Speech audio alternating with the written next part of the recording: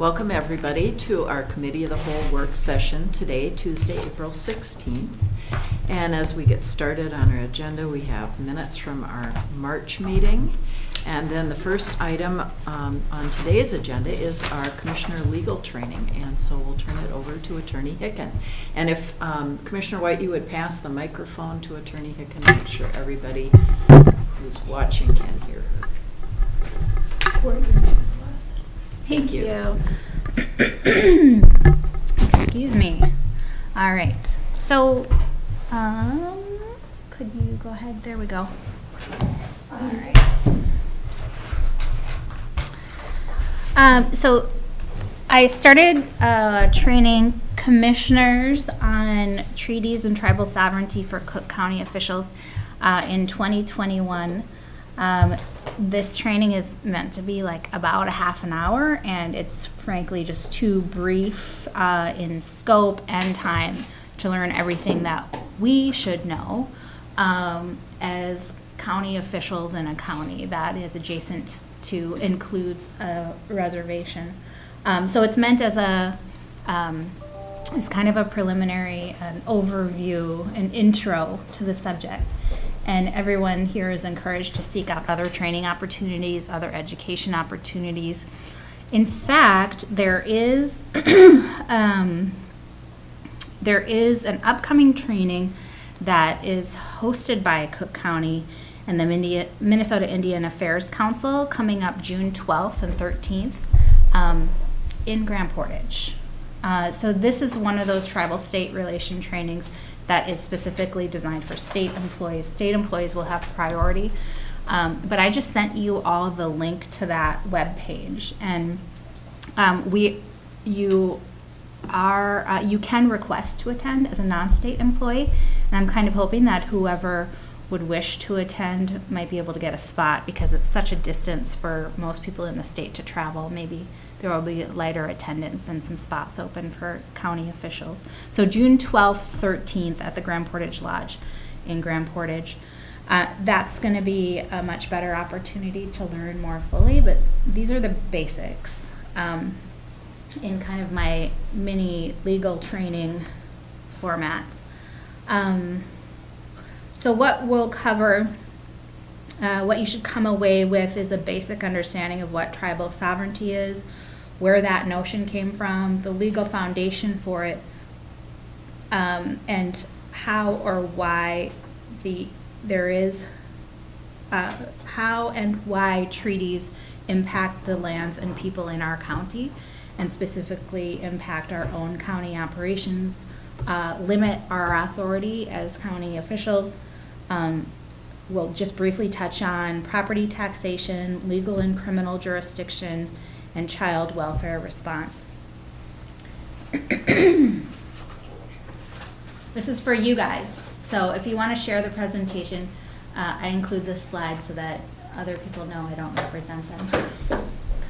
Okay, this isn't as easy to read as I would like to read it, but just preliminarily, let's talk about language. The word Indian, as used to describe the people who lived on this land before it was colonized, I think we all know it's inaccurate. It can be offensive when it's used by non-native people. At the same time, it's a legal term. The word Indian child, the phrase Indian lands or Indian country, the Indian Child Welfare Act, the Minnesota Indian Family Preservation Act. It's a word that is kind of codified in law, so sometimes I do use that word. We, just for legal accuracy, but every indigenous person, every indigenous tribe may have a different preference as to what they wish to be called. I've taken note of the sign entering Grand Portage, which uses the word Anishinaabe. So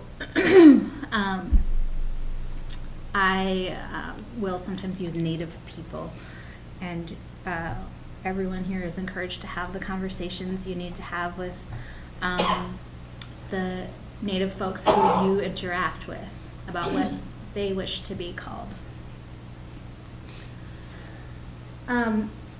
Just a brief summary of the Grand Portage tribal government.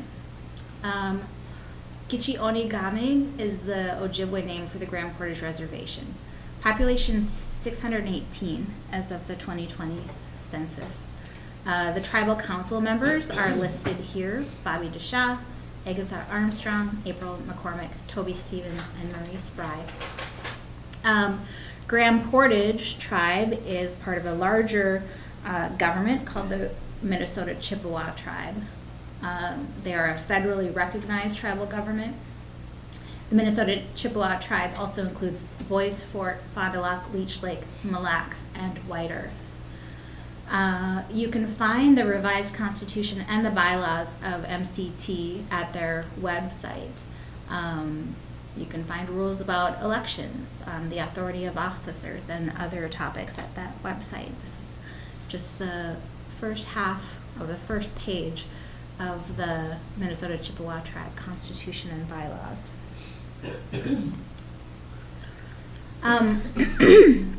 When we talk about tribal sovereignty, it's often talked about in the current context, the modern context, how tribal sovereignty, or the power of tribes to govern themselves, relates to current times.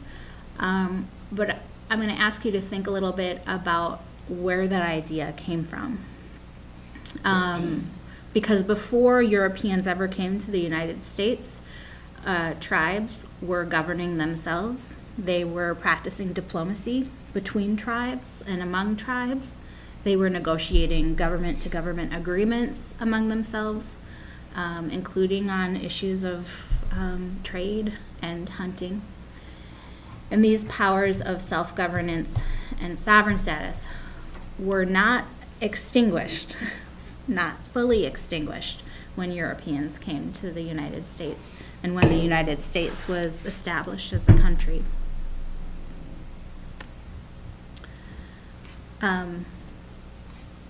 There is a, so that authority for tribes to govern themselves was retained when Europeans came in and established the United States. That's part of what treaties are, is maintaining a previously established right or a previously existing right. And I distinguish it that way because what I've learned is that sometimes treaty rights are described as special rights that Indians have, that they have special rights over the white people in this country. And what it actually is these are reserved rights that were always existing and were just retained in writing in treaties. Here are some principles of tribal sovereignty. Each tribe is, and the space of their reservation is a sovereign nation, just like the sovereign nation of Canada or of Italy. There's a geographical component to tribal sovereignty, so it exists within the bounds of a reservation or within the bounds of a ceded territory as described in the treaties. So when you are wondering whether there's an issue of tribal sovereignty, you always go back to the location, which is the subject of your discussion. What sovereignty has which rights within that geographical space.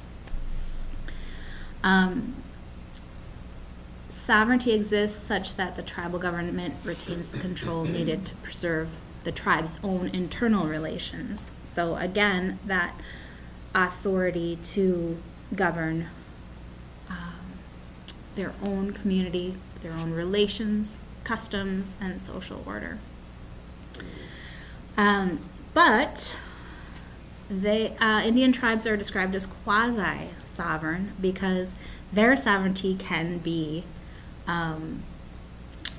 is limited as to non-Indian tribal members on the reservation. So the tribes own the authority, which they may then defer or delegate to their tribal members, but they cannot delegate to non-tribal members, citizens of the U.S., except to the extent allowed by Congress. So a congressional act can modify that. If you're looking for other resources on treaties, there's an excellent website called treatiesmatter.org.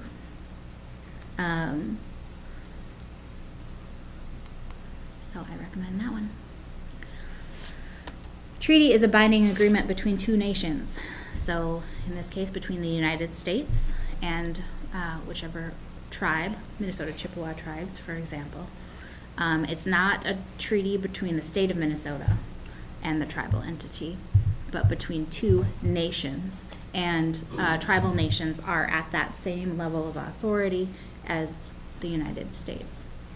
And the U.S. Constitution gives exclusive authority to the federal government to make treaties with other nations. So the governor of Minnesota has no authority to negotiate directly with tribes, at least to create a treaty.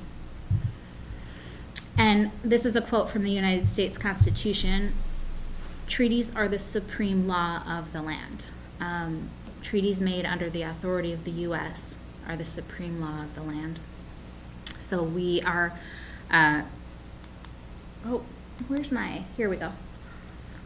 This is kind of the hierarchy of legal authority in an image form. You've got the U.S. Constitution first, then treaties, then state constitutions, then state laws and statutes, and city and county ordinances are below all of those. So if there is some conflict between a county ordinance and a state statute, we know that the state statute has authority over, and we have to defer to state statute. In a similar way, if any state statute is in conflict with a treaty, the treaty controls.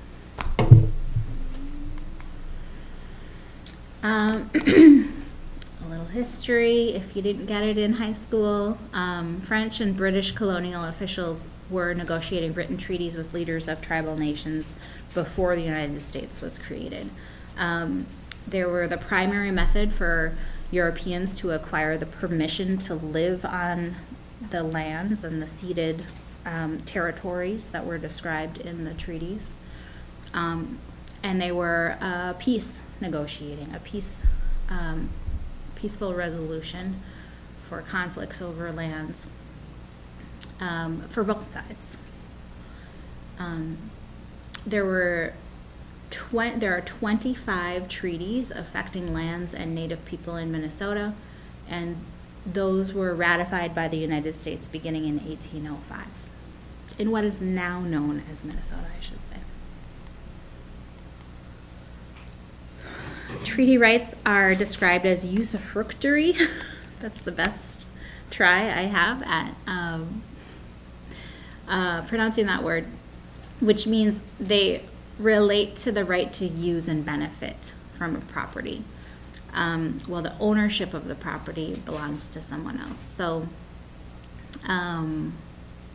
the lands were ceded from tribes to the European governments, so that the European governments would own them, but the rights to use and enjoy and benefit from those properties some were retained by tribes and some were granted or to be shared with the other parties, the European parties.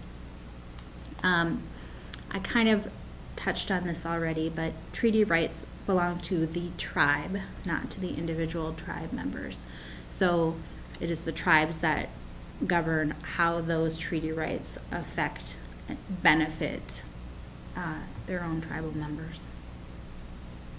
And often there's a tribal code that is consistent with the treaty rights. And we'll have an example of that later, but here's a little map of the ceded territories in Minnesota and which treaties affect them. We all know that the 1854 treaty is the treaty that affects northeastern Minnesota. But you can see that other treaties at other times affect other parts of what is now known as the state of Minnesota. So the white lines are the treaty boundaries? Yes, the white lines are the treaty boundaries. You know, I have a question that maybe I should know the answer of, and I never thought of, but this image illustrates it is just water rates of tribes. Like when I collect wild rice, I know that I cannot harvest on waters that are within tribal boundaries. This image here has the reservations around like Leech Lake and Red Lake, but it's my understanding that those boundaries include the water, or is there some, you know anything about that too specific? Here's my answer, and I don't know if it's going to directly answer your question, but so the effect of the treaty goes outside the bounds of the reservations. Mm-hmm. The reservations have tribal sovereignty to govern themselves within the reservations, but the treaty, for example, the 1854 treaty, it affects the entire region of northeastern Minnesota within those white lines. So the tribes which are a party to that treaty retained the rights to hunt, fish, and gather. As we interpret those words today, that means that they have certain rights to help to, for example, regulate, not necessarily to regulate, but to confer with and just set up rules around hunting, fishing, and gathering, even outside of the reservation boundaries, depending on the text in those treaties. The one that we're most familiar with is the Treaty of La Pointe, or the Treaty of 1854. And I'm going to try a question because it's more of a, I think, reservation question more than this treaty. So thank you for. So are you talking about like those bodies of water that are, for example, part of Leech Lake and Red Lake? Mm-hmm. Yeah, I am not sure where the treaty boundary, or Where the where the reservation reservation boundary is. If it I think it's actually just through the through water. the lake. So I'm just saying that this image is not as complete as it. Yeah. Not your deal. Just it triggered something. So thank you. Yeah, this one is Minnesota Historical Society image, which I found helpful. But and the green, the reservations that are imaged in green are Ojibwe reservations. Ojibwe. Some people say, or some historians say, that Chippewa is really just a mispronunciation of the word Ojibwe. So if you hear that, so if you sometimes wonder, well, what's Chippewa and what's Ojibwe, that helps explain it. They are kind of one and the same. And then the red dots in southern Minnesota, these are Dakota communities, also sometimes referred to as Sioux tribes. Molly, Mhm. instead of taking really copious notes, could you send a PowerPoint to us? Yes, Okay, definitely. thank you. I'll send you the PowerPoint. And we'll append it to the meeting agenda to you so that the public can see it. Great. A little more about the 1854 treaty. So the tribes, Bois Forte and Grand Portage, who are within or parties to the 1854 treaty, created this entity called the 1854 Treaty Authority. Essentially, this is the Natural Resources Department for related to hunting, fishing, and gathering rights by tribes within the ceded territory. So it protects and implements the off-reservation hunting, fishing, and gathering rights of the Grand Portage Band and the Bois Forte Band. So tribal members who are enjoying the treaty rights that the tribes have must, their activities still must abide by this set of rules that the 1854 Treaty Authority has created. So there are enforcement officers who are part of 1854 Treaty Authority, and their job is to make sure everybody is permitted and acting correctly when they exercise their treaty rights within the territory. Does that make sense? Okay. Legal jurisdiction on the reservation. So my office prosecutes crimes that occur on the Grand Portage Reservation. How do we have authority to do that when the Grand Portage tribe has tribal sovereignty? They have the right to govern their own affairs within the boundaries of the reservation. Well, remember I said that the U.S. Congress can act to change those treaty rights because they're at the top of the legal authority pyramid there. And Congress did act in 1953 to pass what's called Public Law 280. It affects several states, but not all states. One of those states is Minnesota. And what it allows for is criminal jurisdiction over individual, quote, Indians in most Indian lands located within the state's boundaries. Most, but not all, reservations in this state are Public Law 280 states. And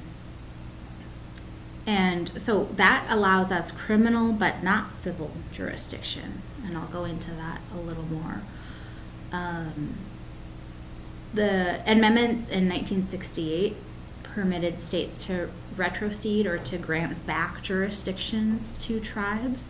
So this affected, I think White Earth is one tribe, and there's another.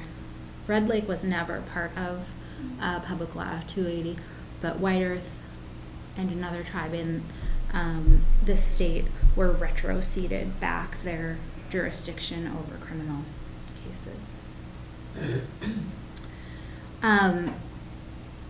280 does allow some limited civil jurisdiction over state laws of general application, but not laws of local or limited application. So our zoning laws are never going to reach into the boundaries of the reservation. The tribe, through the tribal court, or whatever structure they put in place, does have civil jurisdiction over tort claims. So that's like personal injury claims, which occur on the reservation, contract law, and in some cases they have concurrent criminal jurisdiction. So somebody could be, if there was a tribal criminal court, somebody could be prosecuted by both the tribal criminal court and by Minnesota state, or it comes down to the county attorney's office when you're talking about state enforcement of criminal laws. Still, it does not affect the supremacy of the federal tribe relationships established by treaties. So we still don't have criminal jurisdiction over hunting, fishing, and gathering, which might be in violation of our criminal laws on the reservation. Right, so we can go in to enforce a DWI law, but if somebody is hunting, a tribe member is hunting in violation of Minnesota DNR code, and it would be a crime, even though it's a crime, and we have criminal jurisdiction by 280, we can't enforce that law because that relates back to treaty rights, hunting, fishing, gathering. And that's on the ceded territory and not just the reservation? This is the reservation. Public Law 280 is only as to I the get it on reservation. reservation lands, Yeah. but I'm thinking off-reservation Oh. lands. That's what I'm wondering. Do you have the authority, or because that would violate tribal code? Right. It would also violate state code, but I'm just wondering, does your authority to prosecute continue off tribal lands? Not for hunting, fishing, and Okay. gathering That's- within the 1854 treaty boundaries. I just want that Yeah. clarification. For tribe members, Right. yes. That when Curtis Gagne was a test case, and he shot a moose on the reservation and followed it off the reservation into the ceded territory and was arrested, spent jail time, and it was a huge thing. He was a tribal member. And it was like a test case, and it ended up with, this is why Grand Portage gets a moose check. They gave up their rights, Grand Portage gave up the hunting rights off the reservations to get a moose check every year. That's the sum total of what I know about this. But Curtis went to jail for this, and this is when Norman was the chair, and this was back in, I can't figure this out, 30 years ago maybe? I'm trying to look it up. Because he and his family actually, once he was released from jail or wherever that happened, they ended up living off reservation. He was shunned for a while, and they lived in the cities or someplace like Yeah, so that's, I just wanted to clarify. when that. we're So I talking don't know for the where we public. are at this point in time, but that happened. I mean, that's true. Mm-hmm. When you say moose checks, what do you mean? They get an annual check. Oh. I don't know, from the state, I don't know from whom, but for not hunting off the reservation. I don't know anything, but they do every year. Yeah. And I believe it's not every family, but every member, every enrolled member gets one. So if you're 2 months old or you're 95 years old, you get a moose check every year. And that would be something that needs to be, April would be a good one to really know that information. Well, they would all know that information. That sounds like a good one for me to research and include in this training next time around. It's kind of a And learning. that might be specific to Grand Portage, Mm-hmm. but that's true. Mm-hmm. So Interesting. Curtis was a good friend of ours, and he's passed away now, but his daughter Beth was tribal chairman for a while. And Yeah. she also is now, She's the director of, so Beth Dross. yes, She is the director of the Minnesota Chippewa tribe. yes, yes. Tribes. Yeah. It was her dad. Cool. Speaking of April McCormick, she and I are planning a more thorough than this joint training for county officials in January 2025. So she was just so great last time she presented in front of the board about property issues. I inquired with her, and she's agreed to help. So looking forward to that. And just before you get to that, because John Warren used to be quite the spokesperson. Yeah. But anyway, Yeah. there's a number of books, and one is the American Injury. And perhaps you know what it is. It's the, Oh, the one that she came with? That was all. no, this is, I should have gotten it in my brain before I started to speak. There's a really good comprehensive book that's been recommended. I had a number of them, and I keep giving them away. It's about what the Americas, what this land looked like before there were Europeans over here, and the extensive culture that extended down into South America, and with the trade and of the natives everywhere. So Commissioner, there's a book called An Indigenous People's History of the United that's States. it. That's it. The indigenous. You have the microphone. Yeah. The Indigenous People's History of the United States by Howard Zinn. Very informative.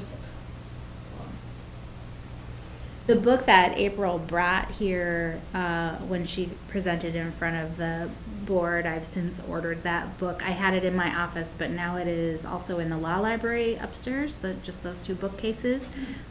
So I think it's called The Rights of Indian Tribes. So that's there as a resource for anybody who wants to use it.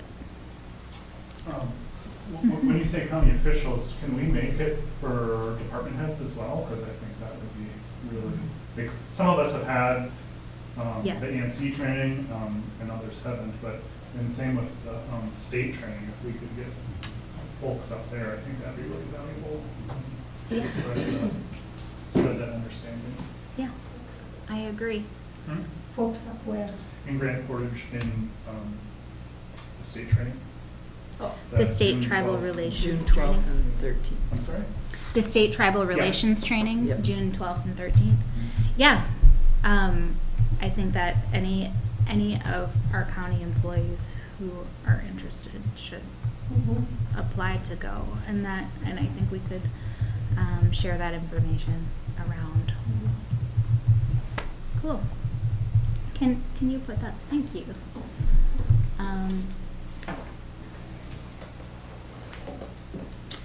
So remember I mentioned that Public Law 280 only gives us jurisdiction over general criminal jurisdiction within the reservation, and no jurisdiction over civil matters. Well, there is this in between, kind of, you can be ticketed for something, but you can't be jailed for it, would be civil, and no jurisdiction here with the county attorney's office. But then if you can be jailed, then it would be criminal.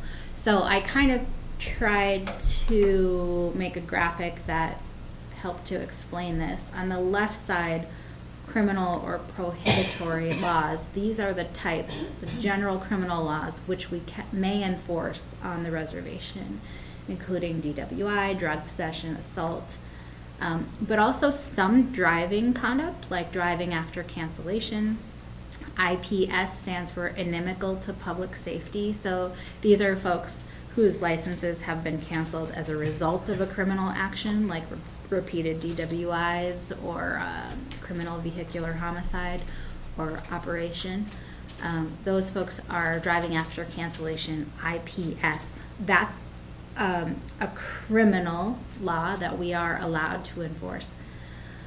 On the other side, though, we couldn't enforce something like expired registration. If somebody's, if a tribe member's plate is expired and they're driving on the reservation, that's not something a county sheriff could pull them over for or cite them for. Similar with no proof of insurance. Again, with the limitations that it must be a tribe member and it must be on the reservation. So the moment that person were to drive off of the reservation on Highway 61 out of the bounds of the reservation, they could be pulled over and held accountable for having no proof of insurance. But those are examples of civil or regulatory laws. They're regulating conduct. And so they are not, we do not have jurisdiction over those laws. No proof of insurance, expired registration, no driver's license, failure to wear a seatbelt, or even speeding on the reservation by tribal member. No jurisdiction. Yeah. This might go longer now. I'm thinking about, how does that work with state patrol on 61?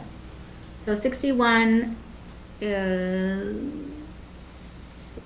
is state jurisdiction. Okay, I just Yeah. clarified that. Mhm.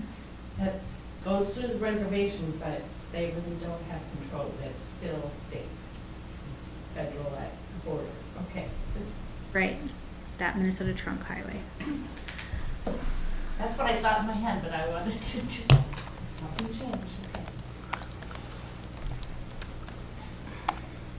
Because that's been an issue up there, I know, about Mhm. who really is in control of it, so. I feel like I've researched this before and I don't know if I'm remembering accurately the answer, so I'm gonna research it again and get back to you, make sure I got it right.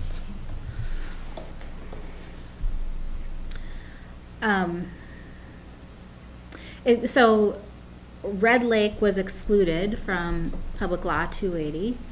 That 1960s, I think it was 1964 amendment to Law 280, which allowed states to retrocede or cede back criminal jurisdiction. That was the Bois Fort Reservation is the one that applied for a retrocession. And so Bois Fort also has criminal jurisdiction over crimes within the reservation. So they have their own tribal court.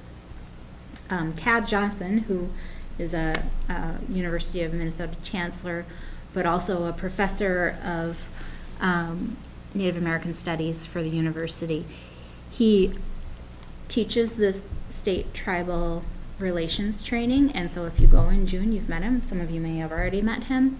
Tad Johnson, for many, many years, was the tribal judge at Bois Fort, so he was enforcing criminal laws as part of the tribal jurisdiction in Bois Fort. Yep. Do you know where Tina DeShaw is? She was appointed a judge. She was Norman's middle daughter. Mm-hmm. Do you? And she is a judge. Is this where? That's my understanding. Yeah. Where she is? Yes. When is the last time that's as much as I know. Okay. Is that she's the tribal judge and she leads their tribal court, but I haven't had a lot of interaction with Tina DeShaw. I'm trying to think the last time we had we received a tribal citation once, and I called up to the reservation, and in the end I just ended up sending it back to them, and I said, we don't have a jurisdiction over this. This would be your tribal court, but I'm not familiar with the operation of that court. Okay. Property taxation. This is complicated. You heard more about it from April, but essentially Public Law 280 doesn't give us authority to tax a native person's property located on federal trust lands. Federal trust lands being those lands within the reservation boundaries. And that's, again, because there was no congressional act that gave the states civil authority or civil regulatory power over the reservations. Now, fee lands, and this is the part that you learned about from April, whether they're owned by the tribe or an individual member, are generally taxable. So the difference between, we could go into a lot of boring detail about the differences between federal trust land and fee lands, but the best summary I can give you is that land owned in fee, that means the owner has the entire bundle of property rights, under the ground, on top of the ground, above the ground, rights to sell that property, rights for their children to inherit that property. And federal trust lands are not the same. They can't be sold, they can't be inherited, so you don't have that full bundle of rights. But along with those, the fee lands and the bundle of property rights that come with it, we do have the authority, states do have the authority to tax those lands. And Chairman DeShaw, I think he gave us this number in 2021, 97% of lands on the Grand Portage Reservation are held in trust for the tribes people. And as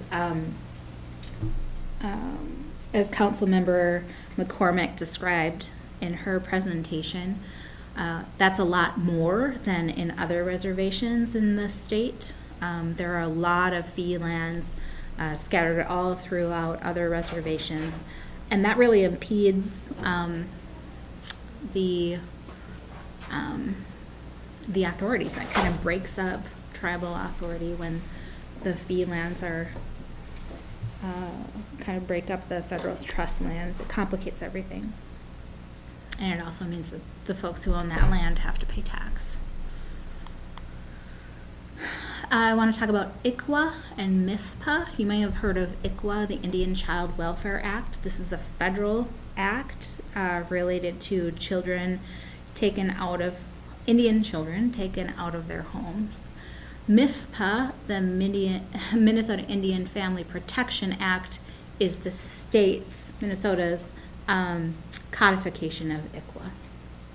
MIFPA is more protective than ICWA is. But they both have the same intent, which is to preserve the cultural identity of Indian children and to promote stability and security of Indian tribes and families. And this all comes from the history of Indian children being removed from their homes, put into boarding schools, and what continues to be a discrepancy where more Indian children are taken out of the home per capita than white children in this state and in other states, despite the fact that there's no corollary increase in the amount of abuse or neglect that happens in Indian families. If there was a discrepancy, that we could explain why more Indian children are removed from their home, but there is no justification. So what the practical effect of ICWA and MIFPA is on my office is that whenever a child who is enrolled in an Indian tribe or eligible for enrollment in an Indian tribe, whether it's Grand Portage or Turtle Mountain or Red Lake, we need to involve their tribe from the beginning. Once we file a petition in court, which is called a child protection petition, we need to notice that tribe. Then they become a participant in the proceedings. They get to speak in court hearings. They get to say their preference as to where that child should be placed. And if we're looking to permanently terminate or transfer custody rights of a parent of an Indian child, then we need testimony from an authority from the tribe who says this is in the best interest of the child. And so it gives tribes control over their culture and over their identity, because when you take kids out of an Indian home, especially historically, you take away their culture and their connection to their tribe. Also, active efforts. This is another way that ICWA and MIFPA affect the way child protection workers operate. So there's a higher threshold for the amount of remedial work that you do with the family before you take them out of the home. For every family, the social worker and the agency have to make reasonable efforts. So we're going to offer treatment to this parent if they're drug addicted and that's been leading to neglect. We're going to, maybe have them accountable for drug or alcohol screening. We're going to accommodate other ways, parenting classes, for example, to try to fix this neglect or abuse before taking the kid out of the home. Well, the number of those efforts has to be increased before you can justify removing an Indian child from the home, and that's called active efforts as opposed to reasonable efforts. And if in the case where there's a tribal court, if the tribe of the child has a court, that tribal court can request that the case be transferred to their court, and that has happened with our cases, some of our cases. This statue, I just want to talk about this. This is a statue by Anishinaabe artist Dwayne Goodwin, and it's at the University of Morris, and it's depicting University of Minnesota Morris, kind of depicting the time of the government-sponsored boarding schools for Native children. Her name is No'okomasnibe Ikwe, or Grandmother Water Woman.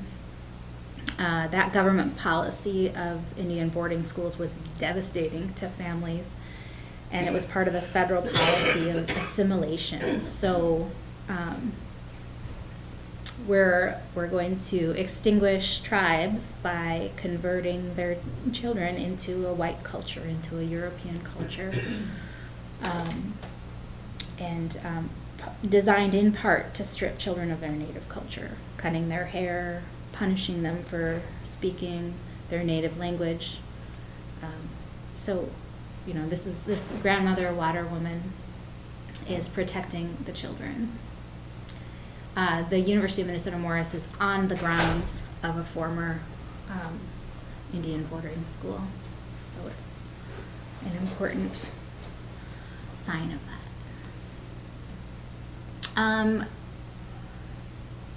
There are changes underway. There are legislative changes underway, changes made in 2023 to MIFPA, additional changes proposed in 2024, and these are the basis of or part of a 10-year plan that's developed by tribal leadership in partnership with DHS to strengthen and improve child welfare practice.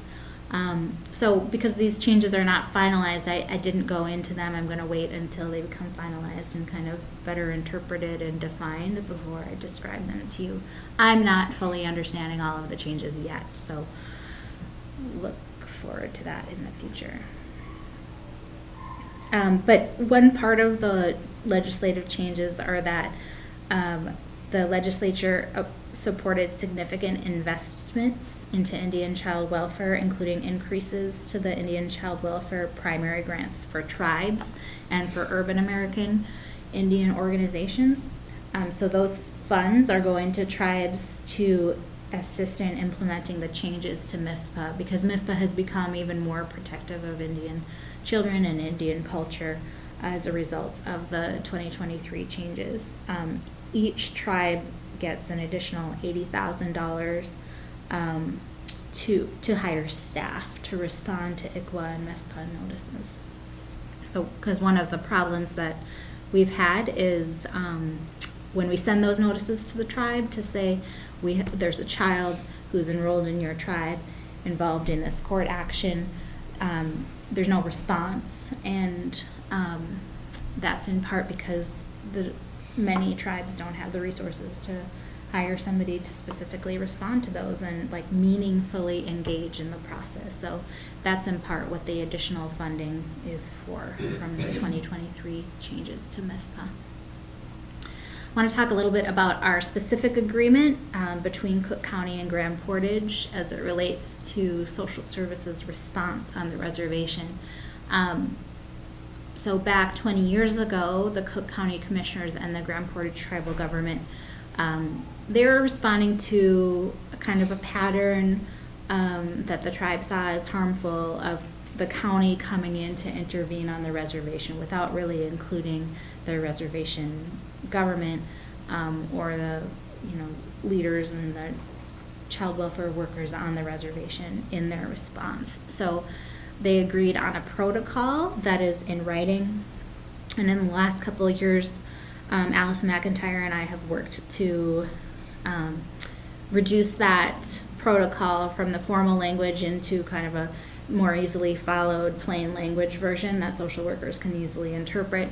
But the basic elements are that if a social worker from the county is coming into the reservation to provide services to a child or an adult related to their safety, health, or welfare, they have to call and make sure that the Grand Portage representative, who's typically Grand Portage Human Services, is notified and has an opportunity to accompany the county social worker to the home. So that it's a joint response, so that we're working together.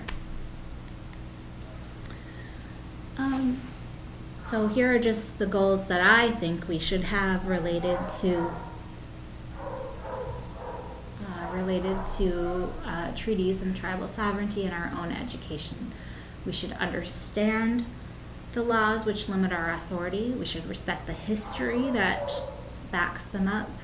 Honor our current commitments as local governments, which includes our Indigenous Peoples Day proclamation, and then gain and build trust through our relationship with Grand Portage.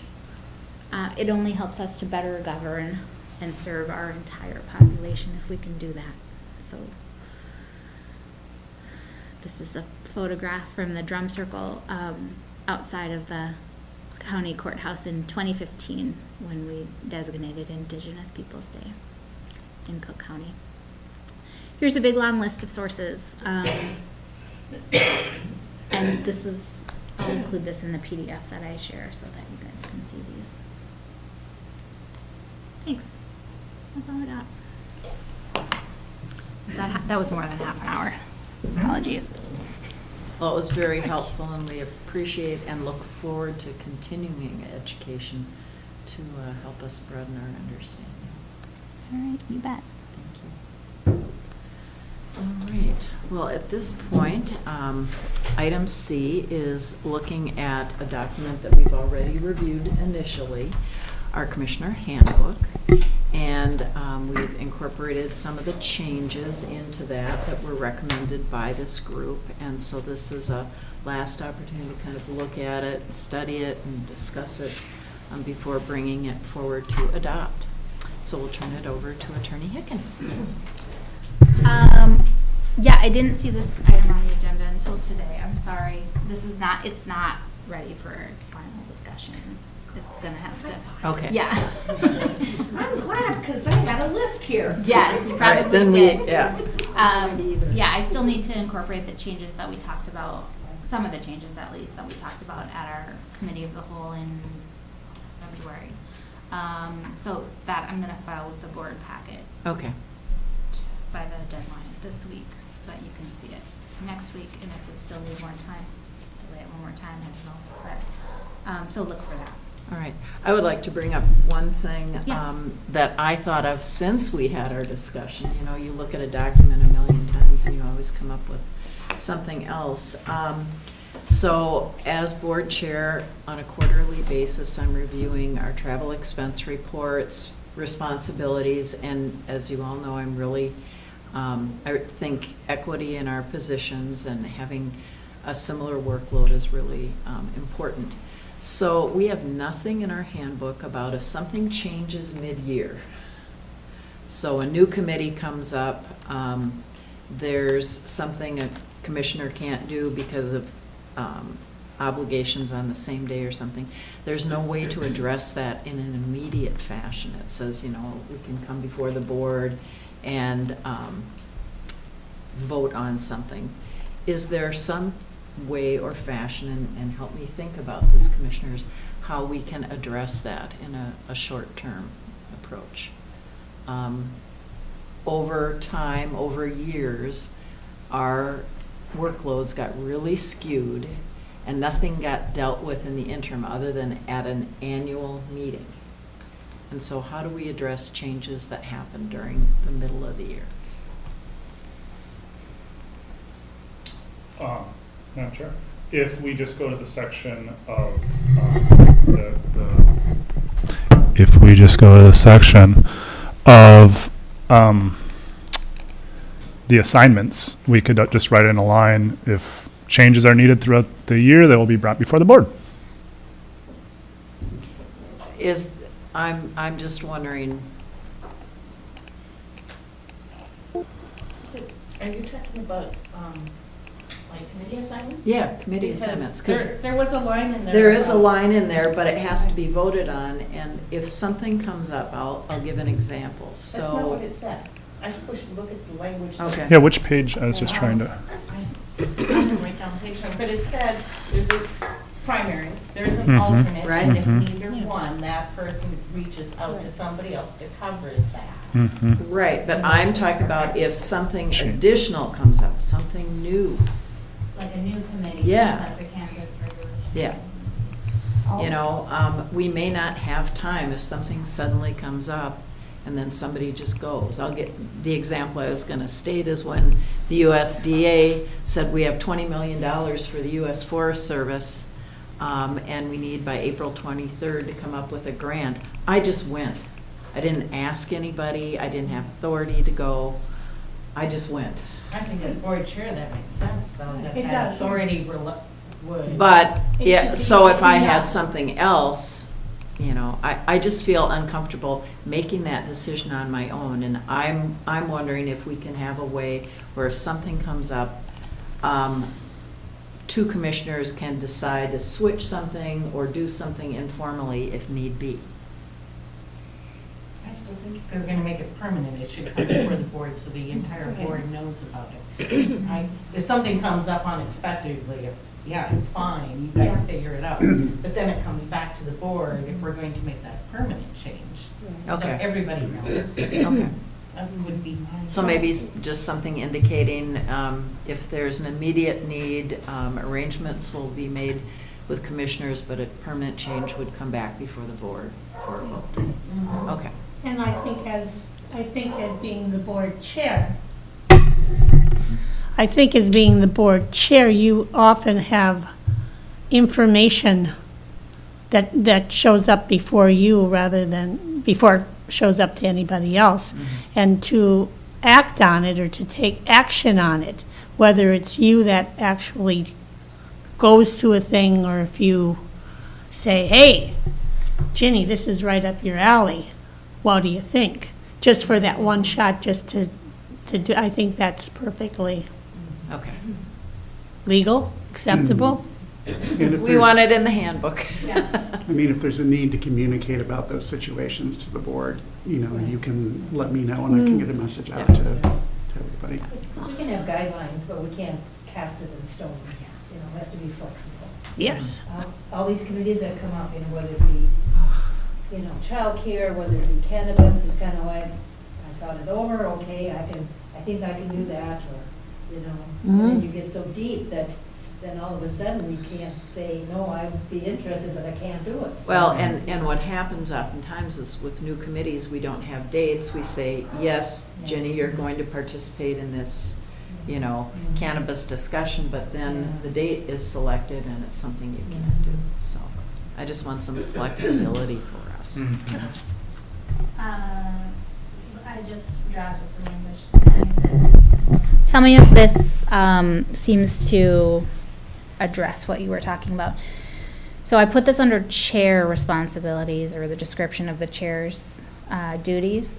If an immediate need for county representation at an event or committee arises prior to the convening of the next meeting, the board chair has authority to represent the county or delegate that authority to another commissioner.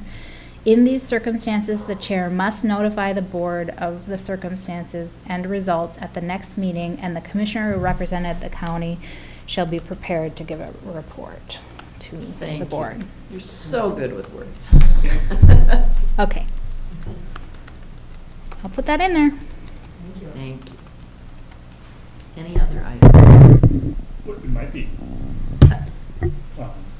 productive to address some questions you had, or, Well, I think there were questions that were raised before. and Okay. I'm thinking- That just weren't in the document. I have a couple, so circle here about questions of the previous slide presentation, so I think I'll just put it all together in one. Here's my list of 10 questions. And send it to me? Yeah. Sweet. Anything else for that item? All right, well, thank you. Appreciate your work on that. All right, we now have a report from our maintenance department. We'd like to welcome Brian Silence this morning to give us a little update on projects and initiatives that you and your department are engaged in. This one will work. Yeah. Brian and I can change places. We have a short word and a long word. Thank you. Good morning. Good. So, It's a tough as- crowd, so be careful. what?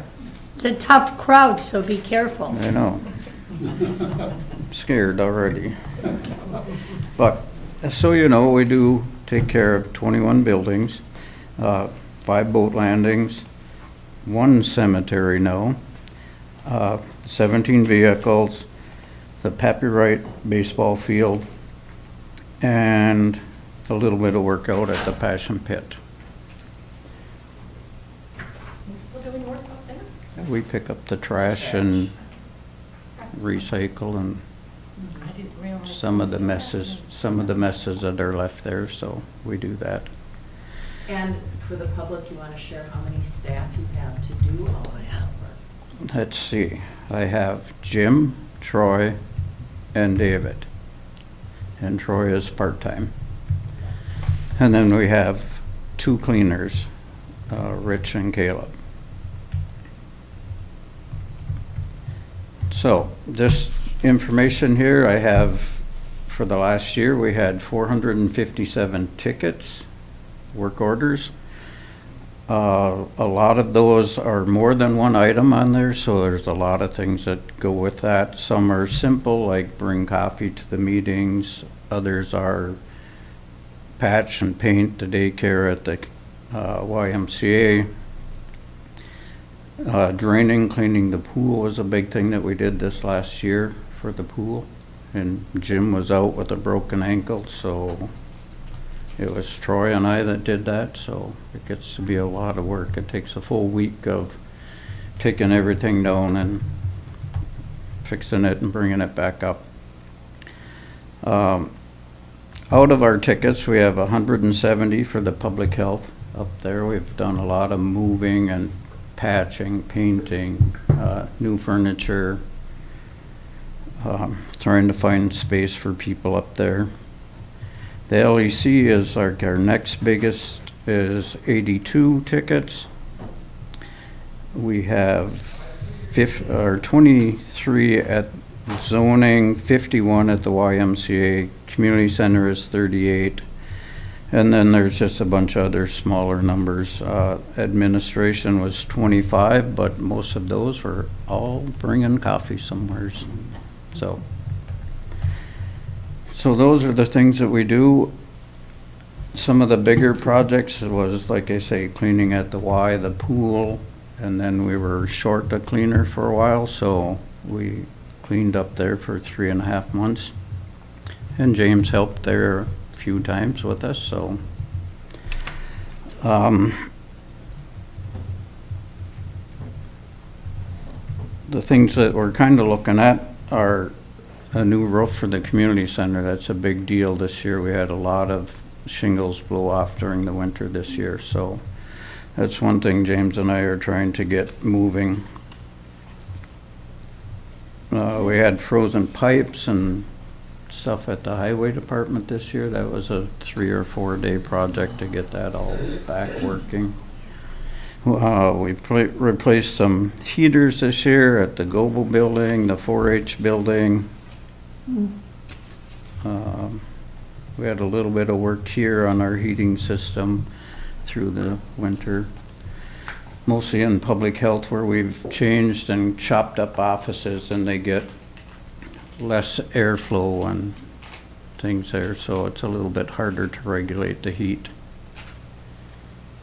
Can I ask a question about the community center roof? Is that just shingles, or is it actually replacing the substructure, whatever you call that, underneath? It's probably a little bit of both. It's an older building. The roof has been replaced once before, and this underlayment was good, but now we're not so sure. It's a little soft in places up there when you walk around. We'll know more when we tear into it, I guess. And have those bids been issued to get that roof replaced this summer? Has that happened yet? No. James and I just looked over some of the companies yesterday, and we're moving forward on that. I'm wondering how confident you are that, I just know that when I had needed roof work, I had to work a year in advance because it did not work. When I called somebody in May and said, can you replace my roof this summer? No, I'm booked. So I'm wondering what the odds are that we will get this done this summer. That's the goal. That is the goal, to do that. It's been tough the last couple of years. It's really been hard to find people to do things like that. But I think we have 3 good companies right now that we're going to look at, and hopefully somebody will come and do it this year. And we've talked to them a little bit before, but So everybody's hopefully it was pretty on their busy. radar. I know, and that's what, my concern is that we're waiting too long. We knew about this issue quite a while ago. It's been on our radar. And the fact that here we are, end of April, almost May, and we haven't even identified somebody to do the work Right. yet. I just want to make sure This is kind of important. Yeah, it's very important. Part of the issue is we did issue a request for responses on a construction manager list to do the entire deferred maintenance list. We got one response to that. And we weren't comfortable, obviously, for that, spending that kind of money, we need multiple bids. And so then we backtracked, and we now have CRBPS breaking up the deferred maintenance into different packages, and they've been working on that, not as quickly as I'd hoped they would be able to. But that is a top priority, getting those packages done so that we can get those things out for bid. And so as far as those packages, because I read something, I missed the last building committee meeting, but as far as, was it Coville Town Hall and the community center both needing roofs, are we sending one RFP to do both, or are we separating those out? We'll separate those Okay, out. just wanted to make sure, because it made me think CRBPS was lining everything up together, and I'm like, ooh, that doesn't make sense to me. No, we're just getting a list together and prioritizing what we need to do. The Colville Town Hall roof had a tree limb come off and went through the roof. That was where the problem was. So that's been fixed, and we're not in an emergency out there, but the community center is getting pretty urgent to get that done. So we're working on that right away. And Brian, like the community center roof could be identified as commercial, but the Colville Town Hall, maybe technically commercial, but it's a small enough building, square footage, that it could be done by a local roofer. Correct. Correct. So will we be advertising in the paper, that in the newspaper, or at the lumberyards looking for roofers? Submit your estimate for this scope of work. Will we be doing that also? Like you could do it at Isaac Hansen's, and We certainly can do that. We can put it in the paper and if, I know that we get calls and the lumberyards, they talk to people that come in, contractors who come in, so they know who might have time, or they hired somebody new, or they just lost a job, and that might be a place to get somebody for the smaller. And then if we get people, what is required for someone, let's stay on the Colville Town Hall, they would need to have liability insurance. correct. And what else would they need? Do they need to be bonded? No. Okay.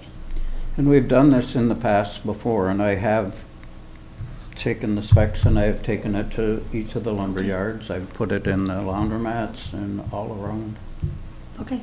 so.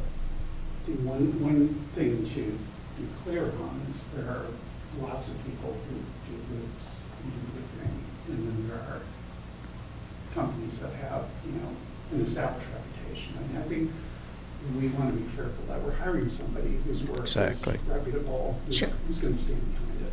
that kind of thing. Right. Mhm. And they do need a performance and payment bond if it's over $100,000 project. Which Right. would be the case of the Community center.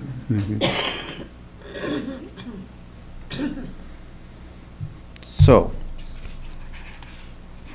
I guess that's about where we are with like bigger projects. Since we've been doing the CIP and stuff like that, everything's kind of not really on hold, but we're trying to get everything prioritized so that we can take care of the big things first.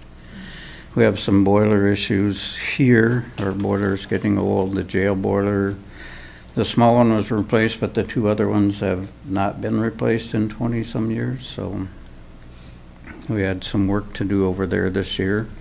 And that's basically what we're doing, is putting out fires. James knows that. That's why we started with this CRBPS, to try to get things under control. And have so a are you plan. following the calendar, or that was suggested by the consultants, like in 2023, these were priority jobs? That wasn't their term, priority, but then 2024, but to attack that as they had done the assessment on the different components, like, So you wouldn't look at, we're gonna look at this building and fix everything that's been identified as needing to be, that might need to be addressed, or just the particular items on each of these different facilities that need to be done now, like the roofs? You're not gonna do a complete building at once, we're gonna do the parts of the building that are really in need. Correct. The way these bid documents will be broken out, like we'll have mechanical as one part, we'll have like another part that is kind of for like general contractor. And obviously the roofing is a separate piece simply because that's like a priority issue. Right. So, but in terms of Brian's ability to work on projects that are listed in the CIP, as he said, a lot of what they do is simply reactionary, responding to things that are breaking down, leaks that spring up without warning, that kind of thing. So there hasn't been as much of an opportunity to do that kind of thing. I know, Commissioner, that you had asked at one point if we could just put Brian in charge of implementing the CIP, and he and his staff don't have the bandwidth to be so. No, not to do the jobs, but to put out the RFPs. This is what we need for 2023, 2024. Put out the RFPs for electrical, for plumbing, Yeah. for, And we're coordinating on that. okay. Yeah. That's what we're doing, is fine tuning that list and figuring out where we need to go and what we need to get taken care of. Okay. And things pop up like the electrical at the Oakland Right. Town Hall. That was dangerous. We knew we had to fix that, so we fixed that last summer. Right, right. So, and the roof is the next thing that's pretty important. The boiler for the pool is coming up pretty soon. So, yeah, we're looking at the whole picture and trying to figure out where to go and what to do. I have a question concerning, talking about the roof here, and what about the drains? Did we ever come up with a conclusion of what we're going to do to solve the drain issue? We just talked about that yesterday, James and I did, and I'm looking at the quotes and we're moving forward on that. I just wanted to make, I wanted to make sure that we had two companies come and they bid it differently. So we're trying to get that figured out to give both of them the opportunity to bid for the same project. So we're close on that one. Okay. And there are two issues. So there's the drains off the front of the building, which are responsible for the water intrusion that we've had down in the court admin storage room and the break room. And then there was a second leak that is in the middle roof between this addition and the original courthouse. That is a ballasted flat roof. And so the gravel has to be moved aside. Brian thinks that the leak is actually, or the hole in the roof is actually far away from where the water is coming into the building. So that's something where now that the weather's turning better, we're going to get up there and try to figure out where exactly that leak is. So, question in the roof. You probably don't know at this point, but are these roofs on a schedule for being re-roofed? The school has a schedule, like, I don't know what the years are in between, but they put money aside and we're going to do this portion of the facility's roofs, and it's a total replacement, not just a patchwork. Is this something we're going to try to do now, starting now? Yes. It is. Yes. And that's part of what we did with the building assessment is. Right, figuring out that's, the engine condition and we're everything. starting all over, so here we go. Okay, just confirming. Commissioner? I have another one. She doesn't have a thing. Oh. Well, I may not want to hear this one. Staff may not want to hear this one.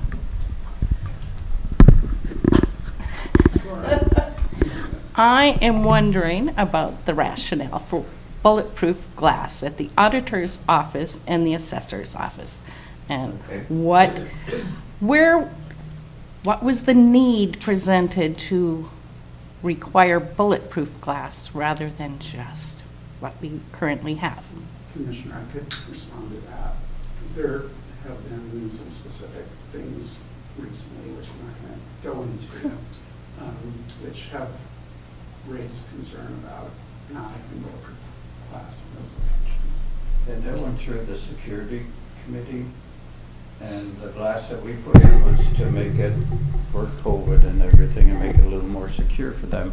We just put in the leaded glass, but it was always recommended that we had bullet-resistant glass, just like we did up at Public Health. Because you can pick up a chair and throw it right through that glass. And that's the issue with that bullet-resistant glass. You can't do that. But you can shoot through it eventually, but it takes a while. Do you have those doors locked? Somebody comes in and they're not happy, and they're thinking about shooting through the glass. Does somebody have to run up to the door and lock it from the inside, or should that be locked all the time? They're supposed to be locked all the time now. All of these entries, all of these offices, should they all be locked all the time?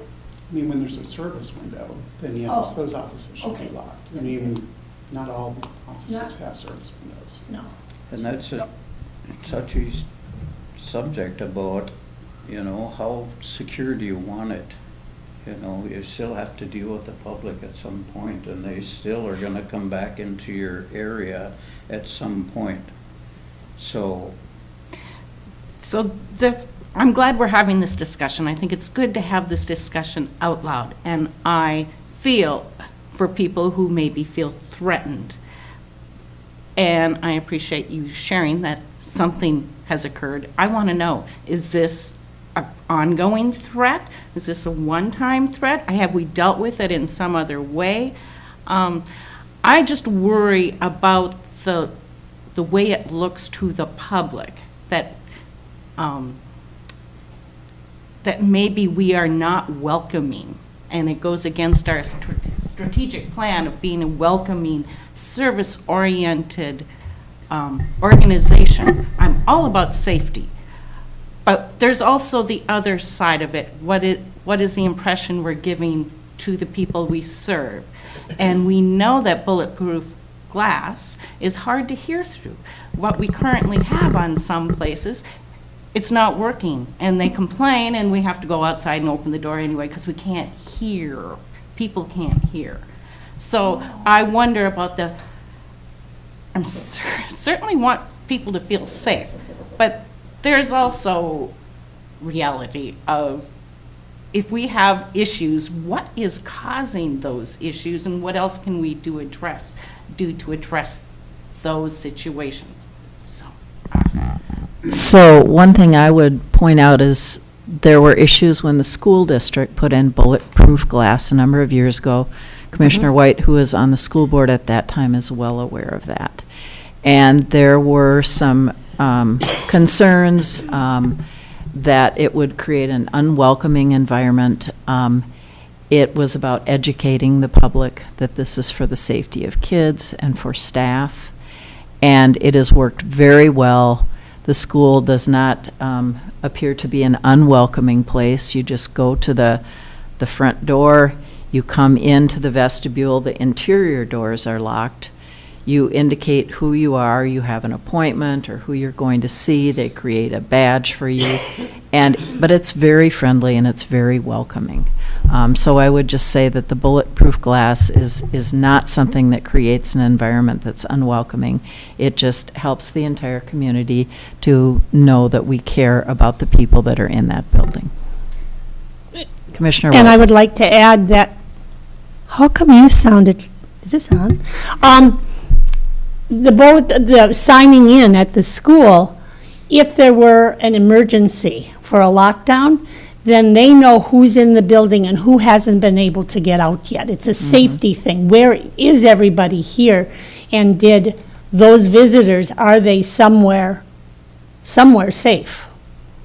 So that was also to keep the public safe in the event of, it was school shootings. That's what we were being proactive. Correct. and it doesn't look any different than regular glass that people in public health have been asking to have bullet-resistant glass put up there. but it's already there and they don't even realize it. The thing is you're correct, you can't hear through that. And I've talked to Rowan and Kirk, and we're looking at some sort of a microphone system for the windows that we have now that you can't hear through, because they've taken the holes, the coverings off. So, yeah, we're looking into that too as we go forward with this, to make it so you can hear. I just, yeah, it is a big expense, I think, and It is. will just question if that is the best way to deal with something. I don't know, did it happen once or did it happen 10 times? I don't know, because I don't have that information, so. I would characterize it as an ongoing issue. People are Then that angry at says times, something and we've else. had that issue. I've heard it out here in the hallway where people have been pretty upset and yelling and stuff like that. People get scared. And it did go through the security committee, and that was what was recommended. So, Yeah, I would suggest talking to somebody on the security committee about this outside of a public meeting, just because we don't want to discuss security concerns in an open meeting. But I would say, related to the auditor's office, it's well documented, the spike in threats against election workers in the last 10 years or so. There are ongoing and increasingly serious threats against election workers that are happening. And I would see that as affecting the auditor's office specifically. There's a liability issue. I mean, if we have the opportunity to make our offices more secure and we don't act on that, I mean, bulletproof glass is cheaper than a lawsuit. Yeah, It's or cheaper than maybe- someone being injured. But it also made me think about employee training and de-escalation Yeah. information. I think that's important. If you have customers at your window that maybe are upset, how do you best handle that? And I think talking and using other tactics should be looked at first before we say, well, we're just going to put bulletproof glass so we don't have to worry about it. Well, that still leaves the problem there. I don't know. People do de-escalate things. When you've got an upset customer, people try to, resolve that, through conversation. But, I mean, if that person, if you can't talk them down and they've got a weapon, then what? I mean, it's a fact of the world that we live in that people carry guns and, people use them in inappropriate ways when they're upset. I mean, it's just, it happens all the time. Well, thanks for looking into this, Brian, and for the work that you've done. Appreciate it. Any other questions for Brian on updated maintenance? I don't have any questions, but I do want to thank you for using the help ticket thing, getting that, with IT, because I think that's an excellent way to track where your Oh, staff sure. time is and how much work you really are doing, so kudos, yay. Thank you. Are you having to retrain staff that if they want something done, they have to fill out a ticket and get in line? Yes. You have to stand firm. I think people are actually pretty good about that. People understand if they want something done, that's the way to make. That's the best way to have it happen. At first, it was hard because people were always stopping you and say, can you do this, can you do that? And even now, all of my people say, send in a ticket.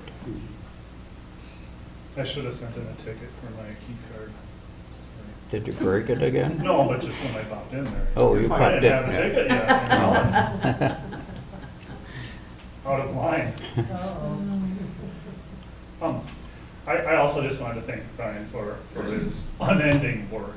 Been doing it for years, and a lot of why we are building our community is in the situation it is because he didn't have the support and resources that was needed to proactively do this. And so now with the CIP, I feel like we're really helping focus where we need the work and on what schedule. And so I know it's been a very difficult and frustrating decade or whatever, you know, however long it's been going on. As before Commissioner Storley's time, I recall, on the board, and yeah, there was a time when the maintenance budget was like $500,000, and then it got cut to $200,000, and it got cut down to like nothing for building repairs, and it's just been a wild ride. So that's kind of the history and why there's so many deferred maintenance projects, is because there hasn't been the resources dedicated to take care of them. And now I feel like as a board, we're all on that same page about getting these things taken care of. We cannot allow things to rot or get out of hand. It's always best to be proactive, and it's going to be a better product and more economical for our community. So just thank you for your tolerance and, again, unending work here on all the building needs. So. Thank you.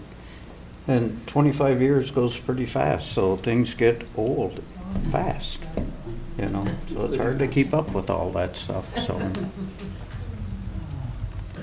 All right, well, thank you. Thank you. Well, with that, we have minutes of our standing committees that are attached to our agenda. And with that, we are adjourned. Thank you all very much.